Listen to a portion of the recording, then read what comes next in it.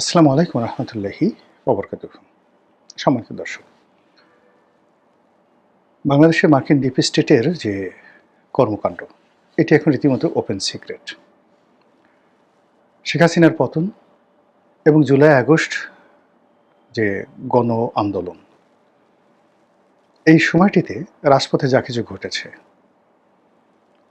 এরপর পর্দার আড়ালে যা কিছু ঘটেছে, ক্যান্টনমেন্টে যা কিছু ঘটেছে, সচিবালয়ে যা কিছু ঘটেছে, গণভবনে যা হয়েছে, বঙ্গভবনে যা কিছু হয়েছে, রাজনৈতিক দলগুলোর যে অফিস,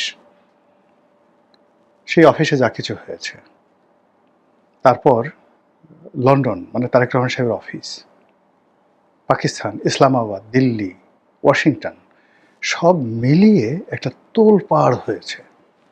আর সেই তোলপাড়ের একটা কেন্দ্রীয় কমান্ড ছিল। There was a meticulous design, there was a decision, there was a forecast. এই জিনিসগুলো যখন ছিল, তার প্রেক্ষিতে বাংলাদেশের 17 বছরের কন্টিনিউয়াস একটা রেজিম পরিবর্তন হয়ে যায়। বাংলাদেশের মধ্যে প্রাচীনতম একটা দল বহুবার ক্ষমতা এসেছে, মুক্তিযুদ্ধের নেতৃত্ব দিয়েছে। এই দলের ডেডিকেশন, এই দলের যে কর্মী বাহিনী, শক্তি, মত্তা, মানে যেটাকে তারা মনে করতো হিমালয় পাহাড়ের মতো, মুহূর্তের মধ্যে তা তাসের ঘরের মতো তছনছ হয়ে যায়। একটা বই লিখেছিলাম, তাসের ঘরে বাঁশের খুঁটি, মানে এটা একটা লেখা লিখেছিলাম বাংলাদেশ প্রতিদিনে, সম্ভবত 2013 সনের দিকে, যে শেখ হাসিনা যে সৌধ নির্মাণ করছে, তাজমহল নির্মাণ করছে, তারপরে শেখ হাসিনা যে ভিত্তিগুলো তৈরি করছে, সে মনে করছে এগুলো দিল্লির লালকেল্লা, কিন্তু সেগুলো যে তাসের ঘর, সেটা নিয়ে একটা লেখা লিখেছিলাম ইতিহাসের আলোকে, তাসের ঘরে বাঁশের খুঁটি, এবং ওটা নিয়ে আবার কমপ্লেন করে লেখাগুলো নিয়ে একটা বইও ছাপা হয়েছে। এটা one of the best seller বই। তো ওই জিনিসগুলো আসলে তখনই আমাদের মতো কিছু লোক আমরা প্রেডিক্ট করতে পেরেছিলাম। আবার একইভাবে যখন ডক্টর মোহাম্মদ ইউনূস ক্ষমতায় এলেন, তার প্রতি হাইয়েস্ট 3 মাস ডিপ স্টেটের যারা লোকজন, এদেশের এজেন্ট, তারা সবাই তার প্রতি বিশ্বস্ত ছিল, তাকে সহযোগিতা করেছে। এদের মধ্যে অর্থনীতিবিদ ছিল, এদের মধ্যে এনজিও ওয়ার্কার ছিল, এদের মধ্যে ব্যবসায়ী ছিল, এদের মধ্যে রাজনীতিবিদ ছিল, অনেকে, সবাই জাস্ট 3 মান্থ, 3 মাস পরে ডিপ স্টেট যখন দেখলো এটা একটা অথর্ব, অযোগ্য, এর দ্বারা কোনো কিছু হবে না, তাদের স্বার্থ হবে না, কোনো কিছু হবে না, তখন তারা এলোমেলোভাবে লোক খুঁজতে থাকলো। তারা সেই নতুন রাজনৈতিক দল গঠন করার চেষ্টা করলো, তারা জামাতকে শক্তিশালী করার চেষ্টা করলো, তারা বিএনপিকে ক্ষমতা দেওয়ার কথা বললো, তারা আওয়ামী লীগের সঙ্গে যোগাযোগ করলো, আর অনেক কিছু এলোমেলোভাবে।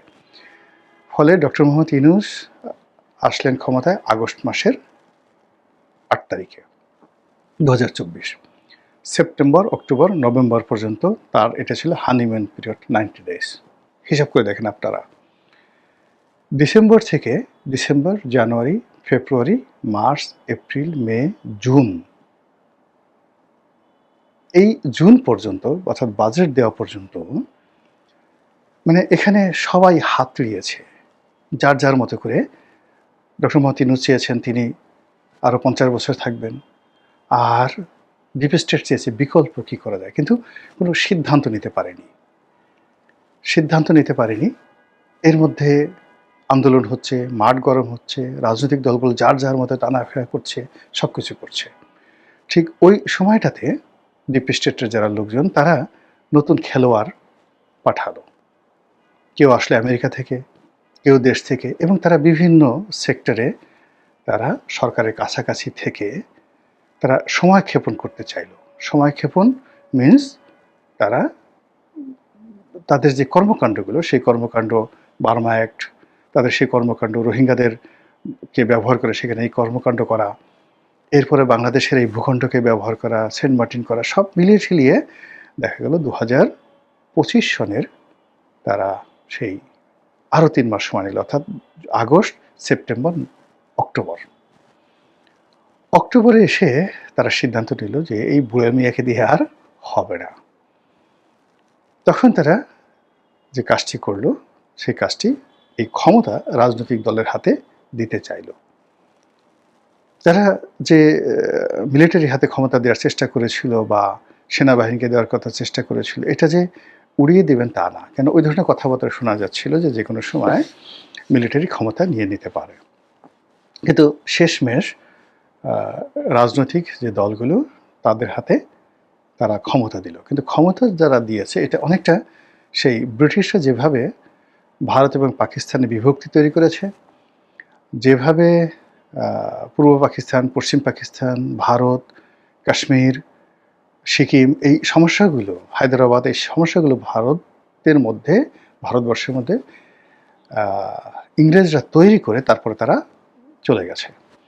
একইভাবে ডিপ স্টেট তারা ক্ষমতা দিয়ে গেছে রাজনীতিবিদদের হাতে, নির্বাচন দিয়ে গেছে, কিন্তু নিজেরা আড়ালে বসে এমন সব বিরোধগুলো জড়িয়ে দিয়েছে, সেগুলো সংস্কার নিয়ে, সেগুলো সংবিধান নিয়ে, সেগুলো জুলাই সনদ নিয়ে, এবং এইগুলো নিয়ে বিএনপি, জামাত, এনসিপি এদের মধ্যে এমন সমস্যা তৈরি করে গেছে যেটা 47-এ যে ভারত বিভক্ত হলো ওই সমস্যাগুলো ঠিক একই সমস্যা। এখন এরা প্রাণান্ত চেষ্টা করছে, বিএনপি, জামাত, এনসিপি চেষ্টা করছে এই সমস্যাগুলো ওভারকাম করার জন্য, কিন্তু তারা পারছে না। ঘুরে ঘুরে আবার সেই ডিপ স্টেটের কাছে যেতে হচ্ছে, অথবা ডিপ স্টেট তাদের কাছে আসছে। এখন আবার সেই রাষ্ট্রদূতদের ঘোরাঘুরি। এই 2 দিন আগে ইউরোপীয় রাষ্ট্রদূতদের একটা সংগঠন, সেটার একটা ডে পালন হলো, এবং ওখানে দাওয়াত পাওয়ার জন্য মানুষ পাগল হয়ে গেল, এবং ওটা বাংলাদেশের মধ্যে একটা ঈদের একটা মিলন মেলা হয়ে গেল এই সময়টাতে। এবং যেখানে প্রধানমন্ত্রী নেই, সরকারের কোনো গুরুত্বপূর্ণ ব্যক্তি নেই, অথচ এই ইউরোপীয় ইউনিয়নের যে রাষ্ট্রদূত তার নেতৃত্বে একটা বিরাট সেই ইউরোপিয়ান ডে তারা পালন করল। এরপরে মার্কিন বিশেষ দূত, স্পেশাল এনভয়, এনসিপির অফিসে গেল। জামাতের আমির জাপান সফরে গেলেন। আপনি তো জানেন যে মার্কিন মেয়েদের একটা বিরাট হেডকোয়ার্টার আছে জাপানে। আর জামাতের সঙ্গে আমেরিকার যে সম্পর্ক, সেই সম্পর্ক ডিপ স্টেট অনুযায়ী নির্বাচনের দিন পর্যন্ত ইভেন বিএনপির বেশিরভাগ লোকের ভয় ছিল জামাত ক্ষমতায় আসবে, আর জামাত শতভাগ নিশ্চিত ছিল তারা ক্ষমতায় আসবে। ক্ষমতায় যখন রেজাল্ট হলো, রেজাল্ট দেখে জামাতও সারপ্রাইজ, রীতিমতো যেটাকে বাংলায় বলে টাসকি খেয়ে যাওয়া, আর বিএনপি রীতিমতো টাসকি খেয়ে গেছে। নির্বাচনের দিন পর্যন্ত বিএনপির লোকজন বলছেন, স্বয়ং তারেক রহমান বলেছেন যে চক্রান্ত থেমে নাই, আমাদেরকে সেই চক্রান্ত মোকাবেলা করতে হবে। যা হোক, সরকারের যে সময়, সেই নির্বাচনের পর থেকে এই সময় পর্যন্ত এখনো 3 মাস হয়নি, কিন্তু এর মধ্যে সরকারের কোনো কর্মকাণ্ডে ধারাবাহিকতা সরকার আনতে পারছে না। কোনো বদনাম হয়নি, কোনো মেজর কোনো ভুল হয়নি, কিন্তু কাজের যে ধারাবাহিকতা সেটা সরকার আনতে পারছে না এই ডিপ স্টেটের চালাকির কারণে। তারা বিরোধী দলকে বিশ্বাস করতে পারছে না, বিরোধী দলও সরকারকে বিশ্বাস করতে পারছে না। বিরোধী দল মনে করছে, তারা প্রকাশ্যই বলছে যে এই সরকার আওয়ামী লীগের মতো আচরণ করছে, এই সরকারের উপরে শেখ হাসিনা ভর করেছে, তারেক রহমান সাহেবকে সরাসরি শেখ হাসিনা বলে বিরোধী দল গালি দিচ্ছে। এরপর বিরোধী দল থেকে যে সকল কথাবার্তা বলা হচ্ছে এই অল্প সময়ের মধ্যে, যে শেখ হাসিনা তো পালিয়ে দিল্লি গেছে, আপনারা পালাবেন কোথায়? পালাবার কোনো পথ নেই।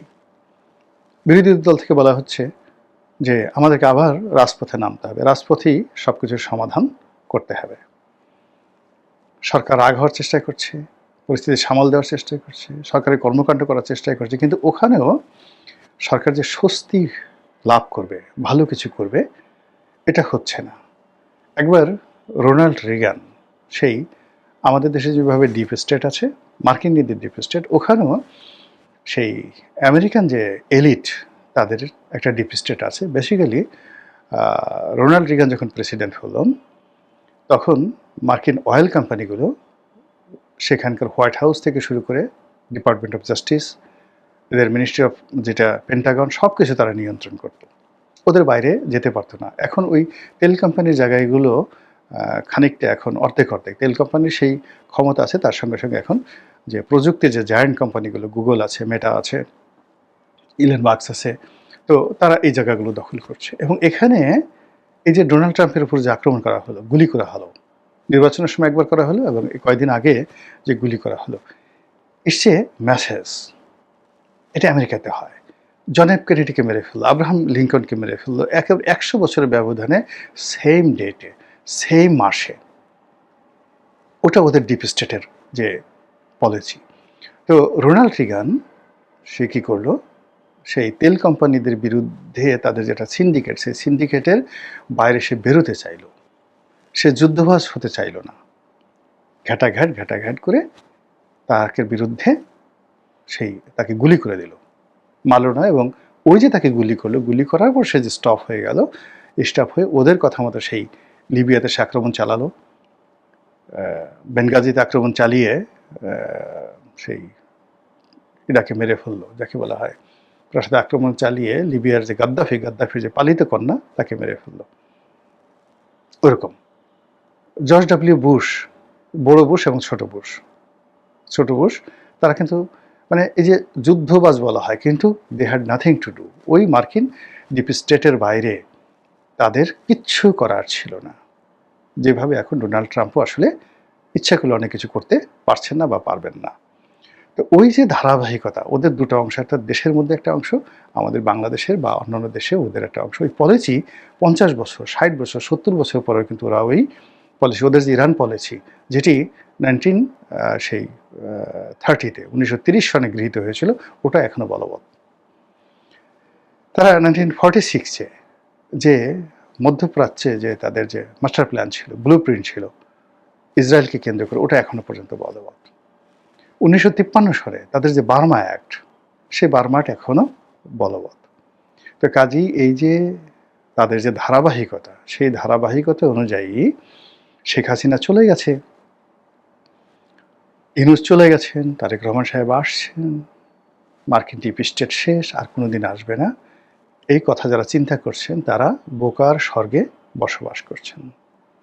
কাজেই যার যার অবস্থান থেকে যদি আপনার কাছে তথ্য থাকে, উপাত্ত থাকে, আপনি ভালো সিদ্ধান্ত নিতে পারবেন, আপনি সতর্ক হতে পারবেন। আপনি এখানে আমেরিকাপন্থী হন, আমেরিকা বিরোধী হন, আপনি জামাতপন্থী হন, এনসিপি পন্থী হন, অথবা আপনি বিএনপি পন্থী হন, ইভেন আপনি আওয়ামী লীগ করেন, কিন্তু আপনি যদি তথ্য জানেন যে এই বিষয়টি হাউ ইট ইজ অ্যাক্টিং, এটা কিভাবে কাজ করছে, হাউ ইট ইজ অপারেটিং, এটা কিভাবে পরিচালনা করছে, কিভাবে সিস্টেমটা রান করছে, এটা ট্র্যাডিশন কি, এটার ফলাফল কি, এই জিনিসগুলো যদি আপনি দেখেন, ওই যে তাদের যে আফগান নীতি, সেই আফগান নীতি তারা যে রাশিয়ার সাথে যুদ্ধ করার আগে 80-র দশকে গুলবুদ্দিন হেকমতিয়ারের সময়টিতে তারা যে আফগান নীতি নিয়েছিল, সেই আফগান নীতির প্রেক্ষিতে তারা জুলফিকার আলী ভুট্টোকে মেরে যেভাবে জেনারেল জিয়াকে তারা ক্ষমতা আনলো, আবার সেই জেনারেল জিয়াকে দিয়ে পুরো তালেবানদেরকে, পুরো আফগান মুজাহিদদেরকে ট্রেন আপ করে যেভাবে রাশিয়াকে সেখান থেকে তাড়িয়ে তারা তাদের ক্ষমতা বসালো, এবং ক্ষমতা যখন শেষ, জেনারেল জিয়াকে হেলিকপ্টার উঠিয়ে তারা মেরে ফেললো। This is their policy. এই জিনিসগুলো আপনি পড়লে, এই জিনিসগুলো আপনি জানলে আপনার গা কাঁটা দিয়ে উঠবে। ফলে আমরা এই বাংলাদেশে যে এখনো আছি, চারিদিকে অসংখ্য বিপদ বিপত্তি, তার মধ্যেই চলতে হবে। এই জন্য তথ্য জানলে সুবিধা, না জানলেই অসুবিধা। মহান আল্লাহ আমাদের সবাইকে হেদায়েত দান করুন এবং হেফাজত করুন। আসসালামু আলাইকুম ওয়া রাহমাতুল্লাহি ওয়া বারাকাতুহু।